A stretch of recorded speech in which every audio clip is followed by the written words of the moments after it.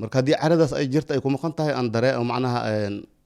isleeyahay haddii ay saxiix tahay ay imaqleyso in macnaha ay kasoo laabato hooyadeeda u baahan aniga oo dhaliya u baahan walaalaheeda u baahan waa la hurdi la-yahay waa la harsan la-yahay. gabadhan Soomaaliyeed ee nolosha lagu la-yahay muddo ku dhawaada bil waa Faadumo, waa gabar yar sida sawirka idinkaga muuqato, ayadoo intaan ka sii yar oo 12 sano jir ah ayaa laga keenay baadiyaha deegaan la yiraahdo Xawadley. waxaana Muqdisho loo keenay in cid laga kireeyo si ay ugu shaqeyso. lacag $40 ayayna ku shaqeynaysay, cida kala duwan iyo marxalado kala duwan ayay soo martay. arrinta cajiibkana waxay tahay in Faadumo 3 sano oo cida kala duwan ay u shaqeynaysay, markii dambe shaqada ay diiday oo dib ugu laabatay miyigii, balse adeerkeed aabe ayaa dalaalay oo soo celiyay kadibna cid uu yaqaano u geeyay. waxayna dhibsatay shaqadii mar kale oo aabba ayay ku tiri ciddan mararka qaar gacanka hadal ayaa laygu sameeyaa waxaan codsanayaa aabbow inaad iga kaxayso. laakiin aabaheed wuxuu ku yidhi iska adkayso aabbo, waa laga fiican yahay socodka iyo meelo kala duwan. gacanka hadal ay taqaanay aniga gacanka hadalkan ma geli kari ay dhahday. marka waxaan ku dhahay aabbo ilaa ilaah xamar meel arka in la tago waa laga fiican yahay iska dulqaadan dhahay. taasna waxay keentay Faadumo inay ciddii iskaga dhaqaaqdo oo muddo ku dhawaad bila meel ay jaaniya cirib dhigta la waayo. lama oga ciddaas waxay ku sameeyeen, lama oga iskeed inay u baxda, laakiin ciddu waxay sheegeen in gabadhaasi ay ka tagtay goor subax ah. waaga haweenkii markuu waaga bariyay subaxeedii canug yar ay gacanta ka qabatay sida la ii sheegayo waa ma fahantay. canug yar ay gacanta ka qabatay, canugii dugsiga anaa geynahay dhahday. dugsigii canugu waday dugsigeedii canugii geysi soo macnaha soo laaban dib dambe u soo noqon. haddaba aabaheed ayaa nala joogo su'aalo ka weydiin doonaa sababta gabadhaas intaas leeg loo kireeyey iyo weliba dhibaatooyinka haysto gabdhaha Soomaaliyeed ee da'da yar ee caruurta ah ee shaqada loo keeno magaalada Muqdisho iyagoo xaalka aan ogeyn cidda loo geynayaas aan aqoon dhibaato badan ay kala kulmaan. hooyo iyo aabe mala dhibaneed nafaqa darro ilmaha ka haysa waxaa dalka ku timid Al-Ihsan Nutrition Center oo ah xaruntii nafaqo ee ugu horeysay ee laga furo Muqdisho oo aad ka helayso nafaqo kasta oo qof walba uu u baahan yahay, yar iyo weyn, dadka macaanka qaba iyo caanaha caruurta. waana wakiilka kaliya ee shirkadda caalamiga ee Abbott. waxaad ka helaysaa jumlo iyo tafaariiq. intaa waxaa kuu dheer dhakhtarada nafaqada oo si bilaash ah kugu adeegaysa. ka wax nambarka shaashada kaaga muuqda. salaamullahi calaykum saaxiibayaal, soo dhawaada. waa mar kale barnaamijkii baafinta baadigoobka ummadda Soomaaliyeed Elintir, anigoo Cabdilcasiis Riili. ramadaan mubaarak meel kastoo aad joogtaan. qeybihii ugu dambeeyey bisha barakeysan ee ramadaan ayaynu ku jirnaa. barnaamijka baafintana weli wuu u socdaa oo maalinba ma nasin oo xitaa ciidda waynu shaqayn doonaa maadaama qof ka maqan yahay uusan harsi nasiino iyo weliba iisoo laabo uusan aqoon. soo dhawow marka hore magacaagoo dhammaystiran iyo halkaa naga soo booqataaba. magacayga waxaa la dhahay Axmed Maaliki Cali. axmed maaliki cali waxaa marti ku tahay barnaamijka baafinta baadigoobka ummadda Soomaaliyeed Elintir. intee naga soo booqatay? waxaan idinka soo booqday gobolka Shabeellaha Dhexe ee Jowhar qaasatan Xawadley. Xawadley ka timid. waayahay Muqdisho waxaa u timid baafin. Muqdisho waxaan u imid baafin. yaa kaa maqan oo baafinaysay? waxaa iga maqan gabar anigoo aan dhalay ee shaqa u joogtay Muqdisho. magaceedii sheeg. Faadumo Axmed Maaliki ayaa la dhahaa. Faadumo waa meeqa sano jir? Faadumo waa 15 sano jir. waa 15 jir. Faadumo reer Xawadley ahayd ayadana. Faadumo reer Xawadley ee marka ahaatay macnaha Xawadley tuulo oo macnaha agteeda ah ayaan deganay anaka oo Xawadleyda laakiin Xawadley ay qaabilsan tahay. xamar ka shaqeynaysay. xamar ka shaqeynaysay cidii u shaqeynaysay ay kasta iskhilaafeen way ka soo tagtay dib dambana nooma soo wicin bil gudaheeda. cidii u shaqeynaysay xamar ma kala taqin Faadumo? xamar wallahi way ku soo kortay iyadoo adiga 12 sano jir 13 sano jir ah la keenay way ku soo barbaartay marka lambar shan waa taqaanaa wixii jira Allahu a'lam ilaahay naga yaqaan ma marka niman soo wicin. gabadhaada Faadumo inay cid u shaqeyso oo goorma bilowday ma qasan jir ku bilowday? waxay bilowday iyadoo jirta 12 sano iyo meelahaas. 12 jir ayadoo jirta laga soo waday oo xamar la keenay si cid u shaqeyso. haye haddana waxay ku gaartay ilaa 15 sano jir. 3 sano shaqeynaysay. marka soo lama dhigi karo maadaama ayadoo yar shaqada ay bilowday shaqadii dhibsatay. gabadha shaqada hadii dhibsatay way soo wici jirtay aaba shaqadaan dhibsaday dhihi jirtay hadii macna shaqada ay ku xumaatay waan ka sii wadi jiray oo meel ay meeshii ay ku qanacsan tahay ay geey jiray macna. gabadhaada yaa soo waday oo shaqada keenay? shaqada hadda ugu dambeysay yaa soo waday oo keenay oo cid ka kareeyay? gabadhay waxaa soo waday nin adeerkeed ah oo la yiraahdo Muzammil Xuseen. ayaa soo waday asigaa keenay macnaha shaqada goobta shaqada cid ay isyaqaanaan ay ahaayeen ciddii u geeyey gabadha marka cidda sidaas ay aga shaqaynaysay isla waqtigaana baada goobkeeda lagu jiray marka baada goobkii hadii waa gabadhan gawar yar ma aho waxaan islahayn ayadaa macnaha idin soo wici doonta haddii cidda ay dhibsato ayadaa idin soo qaban doonta hadii ilaahay ka raali noqdo ayaan islahayn waa lambarashaan ay taqaani marka namana soo wicin qofkii ama taagana qabtay sidaas darteeda macnaha inaan xamar ugu soo baxan ugu kaliftay gabadhii cidda maxay isku qabteen gabadha iyo cidda waxay isku qabteen macnaha gabar oo adiga kastoo maskaxda kastoo ka jirin ayaa guryaha joogtay marka gabadhii sida ay ii sheegtay telefoonka markay ugu dambeysay waxay tiri aaba miya aniga gabadhan yarista ah gacan ka hadal ay taqaanay aniga gacan ka hadalkan ma geli kari ay dhahday marka waxaan ku dhahay aabo ilaa ilaah xamar meel arka in la taga waa laga fiican yahay iska dulqaadan dhahay warkeeda ugu dambeeyay waxaas ahay aniga meeshaan ma joogay mana joogay marka aniga waan xaliyey waayahay itri waa iga qaadatay laakiin qaadashada mid saxiix ma ka ahaan horta gabadhaad inaad soo wado magaalo adiga aada joogin la keeno iyadoo saqiira lagu bilaabo shaqo noocaas dad laga kireeyo dhibaatooyin badanaa ka dhashay gabdho baan lagula ilaa hadda saas waa kuwaa cararay kuwaa ciddii ay u shaqaynaysay amba maadaama ay saqiirta ay dhibaateeyeen saas waa maxaa kuu kalif adiga gabadhaada inaad safar intaas leeg soo geliso oo dad ay u shaqayso wallaahi horta qof waliba qof faciisa u fiirsadaa ma fahante anigu diyaar uma ahan inay ii shaqayso laakiin qofta bini aadamka qofka faceed mise xaafadda diriskeeda ay fiirsanayay aydan kariibi waayo xamaran aaday macnaha ay tirahay aluutumana macnaha inan ka yaraa ii soo korbaxday maadaama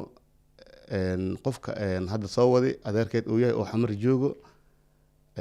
awowyaalkeedna ay xamar joogaan saas darteedaan aniga ugu soo fasaxay marka waa gartay gabadhaada hooyadeed ma nooshahay hooyadeed way nooshahay magaceed hooyadeed sahre abuukar caliyaa la dhahaa waayahay marka sidee gabadha loo waayey ku dhaheen ma markii ay ka tagtay kadib aa la waayey ma ayagoo la joogtay baxdoo la waayey sidee loo waayey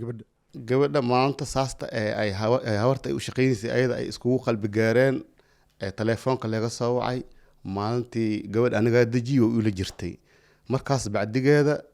waaga haweenkii markuu waaga baryay subaxeedii canug yar ay gacanta ka qabatay sida la ii sheegayo waa ma fahante canug yar ay gacanta ka qabatay canugii dugsiga anaa geynahay dhahday dugsigii canugu waday dugsigeedii canugii geysi soo macnaha soo laaban dib dambe soo noqonin saasay ku sheegeen saasay cidda ii sheegtay oo guryaha macnaha gabadha ay ula jirtay ma raadiyeen cidda gabadh markii la waayay wallaahi aniga hadda socodkan socdaa io koob laakiin sida macnaha liisoo gudbiyey mise dadkii waalidiinta ahaa mise walaalihii joogeen waxay dhaheen ilaa garaankooda way mareen sida oo laysoo gudbiyey laakiin aniga saan usoo socday warbaahintan kasoo dhacay soo maaha hadda muddada ay maqan tahay waa meeqa maalin waa meeqa bil ilaa gorma maqan tahay waxay maqan tahay waxay guryaha ka tagtay bisha labaad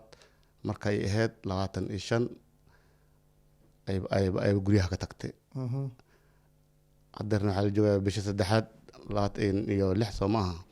ala joogaa marka hal bil inay tahay aan jeclaa muddo bilahay maqan tahay waayahay mar kale magaceeda noogu celiya faadumo axmed maaliki aa la dhahaa gabadha wax sawira oo ay ka hayaan makuu sheegeen ama ku tusiyaan cidda gabadhaada amba adiga ma ka haysaa sawir anigu waa ka hayaa habarta u shaqaynaysiya in badan ay sawirada waa diidi jirtay laakiin hal sawir ay ka qaadeen ciddaa ii soo dirtay sawir kalento aniga kaayna way jiraan oo telefoonka hadda igu jiro waayahay gabadhaada soo lambar telefoon ma wadan gabadhiiga dheer telefoon ma ahaba iyada lambarna ma haysanin lambar ma haysanin waayahay laakiin lambarkaaga way taqiinay lambarkeyga way taqaanaa kan hooyadeed ay taqaanaa intaas lambar ay taqaanaa markii gabadha nolol iyo geeri lagu waayay maxaa ku fikirteen idinka waxaan ku fikirinay meel kastoon garabka heli karno in ilaahay kumdarada gabadhaas noola raadiyo noola baafiyo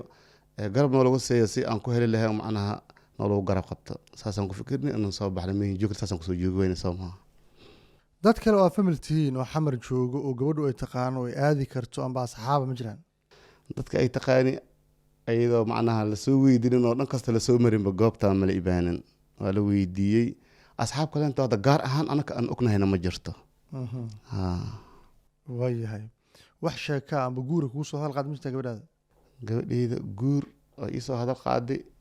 baadiyaha markay joogni way jirtay laakiin ajirtee macnaha koo oo laisku fahmi ma ahaan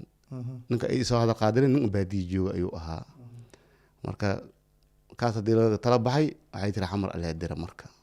saas darteed xamar loo diray isla asagayna baadiyahuba joogayo soomaa marka waxa ku ogtiin ma lahan ma ciidan ku ognaay ma jirto safar iyo waxyaabo kale oo aadiisana ma jirto maya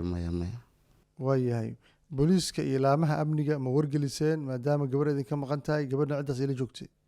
wallahi ciidan weli ma wargelinin meeshaas dheer weli nagama teginba marka in horta warbaahinta aan kasoo dhacnay macnaha warbaahintan kasoo dhacnay anaka haddii gabadhaada xanaaq ay ku maqan tahay oo ay carootay amba ay wax dhibsatay oo muuqaalkan gaaro maxaad u sheegi lahayd gabadhaada hawada umarsiin lahayd hawada waxaan umarsiinayaa haddii imaqlayso iyo haddii arkaysabo wax alaala waxay dhibsatay inaan kasii deeyo macnaha ayada go-aankii jeceshahay aan macnaha ugula dhaqmo hadduu ilaahay ka raali noqdo dadka soomaaliyeed amba cid kastoo gabadhaada garan kartana maxaa weydiisan lahayd ummadda soomaaliyeed waxaan weydiisan lahay dal iyo dibad meehii joogaanba gabadhaas haddii ay arkaan in si oo macnaha naxariis leh leegula soo xiriiriyo garabna leegu siiyo saas ayaan ka codsanayaa ummadda soomaaliyeed dal iyo dibadba bishii gabadhaada meeqay ku shaqayn jirtay lacag ahaan bishii waxay ku shaqeey jirtay $40 $40 ku shaqeynaysa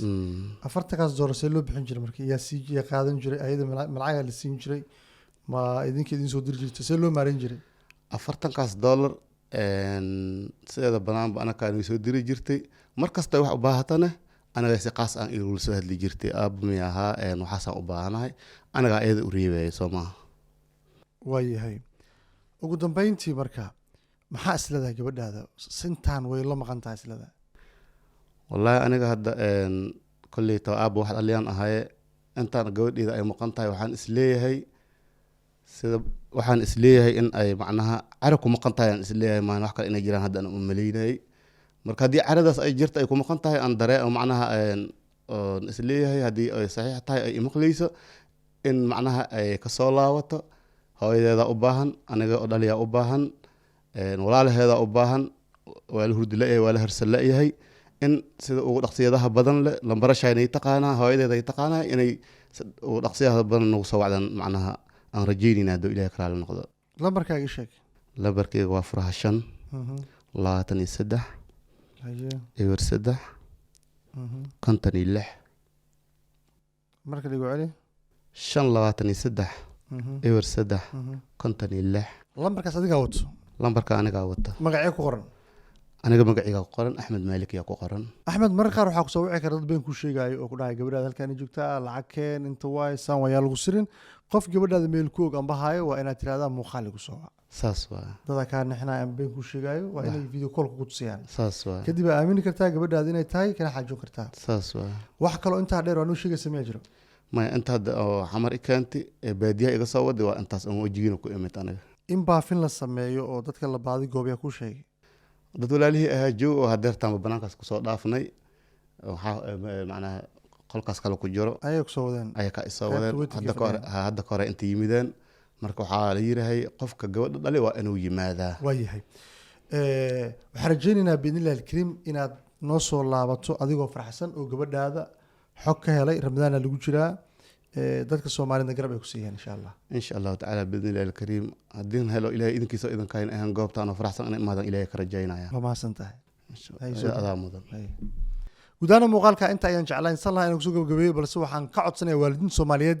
inay ka foojignaadaan karaynta caruurtooda shaqada loo soo diraya gaar ahaan gabdhaha yaryar ee aqaan gaarin sida halista badan ee gabdhaha soomaaliyeed ay la kulmaan ay tahay in la waayo amba ay dhibaateeyaan mararka qaar reeraha ayna nooshahay intaan dib u kulmayno ilahay waxaa ka rajeynayaa inoo suurageliyo yoolka riyada rajada hadafka aan leenahay qalbiyo faraxsan qoys midaysan iyo malqiyaama janno bye bye